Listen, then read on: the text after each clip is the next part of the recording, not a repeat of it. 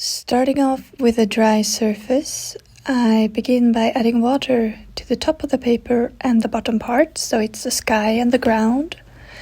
I'm using a paper from Saunders Waterford, watercolor paper, cold pressed. And for this tiny little paper, I did not stretch it beforehand. I mostly stretch my papers, but for these small paintings, I don't find it necessary. I grab my paints. Most of them are from Winsor and Newton professional watercolors in tube. I diluted them with only a few drops of water. So this yellow color is gold ochre and the green is olive green. And this blue one is Winsor Blue, and there is also some aqua green there. And now we will have to work fast because we want this paint to stay wet. And we also have this dry area in the middle. And I grab my plastic card, credit card. This is an Oyster Card that I cut in two. And I use a dark green. Now there's a mix in my palette. Perylene Green and also another green. But Perylene Green is a really dark one. So as you can see, the color stays put in the dry area. And it starts to feather out in the wet area. So we are painting wet on wet and wet on dry at the same time.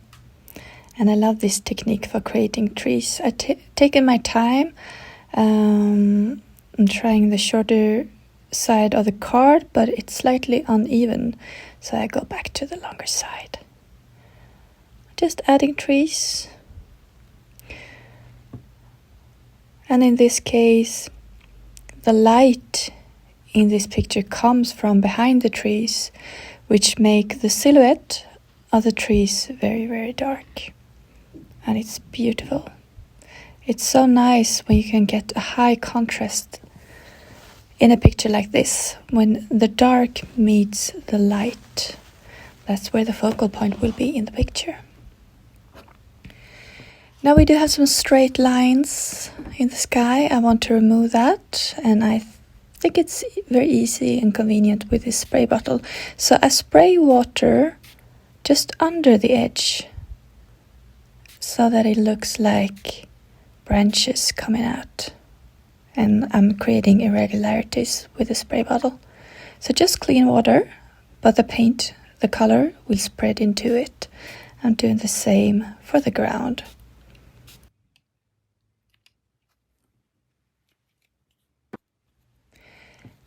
If you want to, you can drag the paint out a bit. Be careful.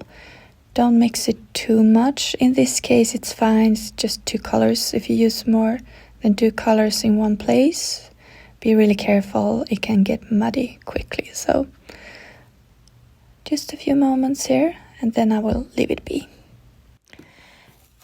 And once it is dried, you can remove the masking tape. And there we go. Now I wanted this to be very quick, so I'm gonna stop here. Of course, if you want to, you can add some birds or flowers or some tiny detail if you would like something in the picture.